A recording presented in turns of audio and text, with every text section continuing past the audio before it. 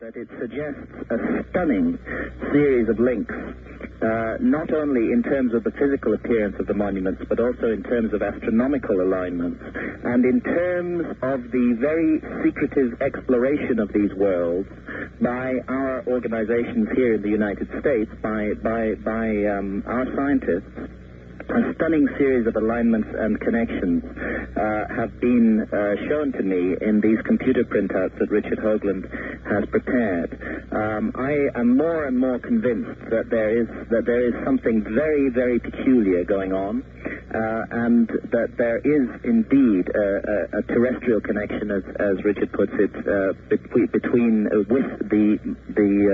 these anomalous structures on Mars. The material that I'm looking at is quite stunning, and I hope that Art, that you'll have Richard on to talk about this at some point. Of course, he wanted me to have you on, almost demanded it, and it's well that I did. And I should tell you, since I had you on last, I had Professor Stanley McDaniel on, and the professor revealed new studies which are showing that in some cases the odds of the structures on Mars being anything but, in other words, being some sort of normal formation, the odds against that are literally now millions. Yes. Millions. Well, I would agree with him. And looking at the star maps that are presently in front of me concerning the locations of those structures and concerning the landing sites for the moon missions as well, I think that we're looking at something quite extraordinary here, and I think it's very, very urgent that this work be taken further. Everything suggests to me that there is a connection between the structures on Mars and the structures at Giza in Egypt, and that this connection is deep and mysterious, and that there are people today in America, the powers that be, who have financed the space exploration and who have kept large aspects of this secret from the public, who are aware of this. West of the Rockies, you're on the air with Graham Hancock. Hi. Hello, this is Ken in Sirius, California? Yes, sir. Oh, wonderful to get through. Hi. I'd like to compliment Graham on the wonderful way he puts his books together. They're very well read and easy to read. I appreciate it. I had a multiple question on the shafts in the Great Pyramid. Yes. A couple things bothered me. I was wondering why the shafts were aligned on different stars when the shafts conclude at their bases and angle off. Thereby, you can't see up the shafts.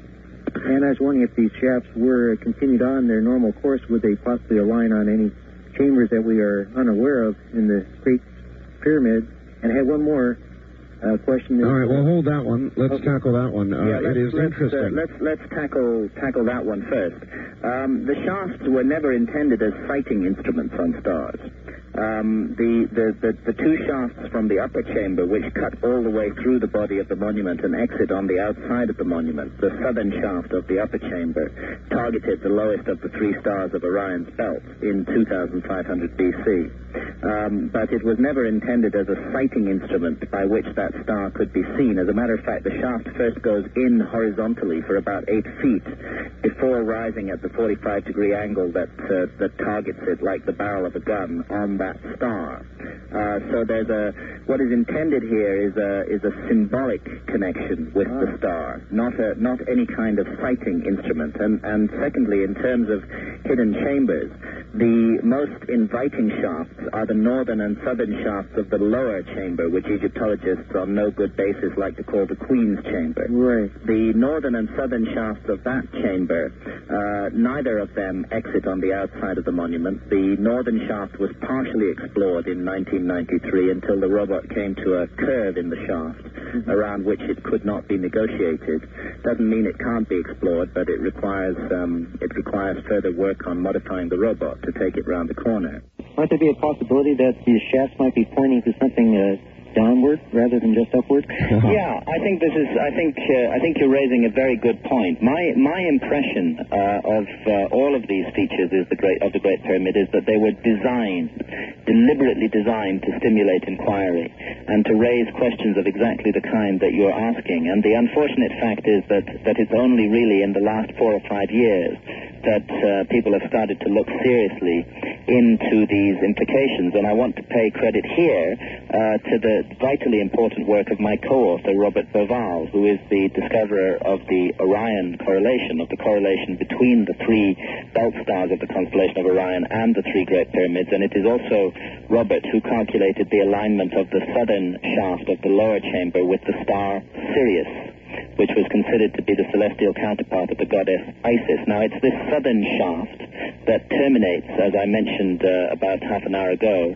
in a mysterious door complete with two metal handles at a depth of 200 feet inside the 6 million ton body of the monument, and every indication of a chamber lying beyond that door. It may well be that there are many, many chambers within this monument, not just one or two, but dozens, possibly even hundreds. There's plenty of room for them, and you could well be right in suggesting that the angles and pointings of the shaft suggest places to look. Graham, what does one experience when one stands within the pyramid? Well, for me, it's above all else a profound sense of mystery and of the sacred and of an invitation. And the invitation says, know me, work me out, work out what I am.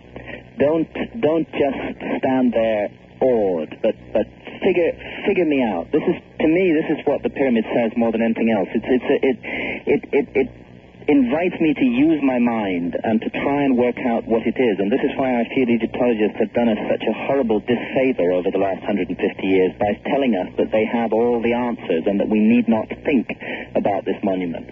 It was meant to make us think, and through thinking, through stimulating the intellect, it was meant to heighten the immaterial, the spiritual part of ourselves.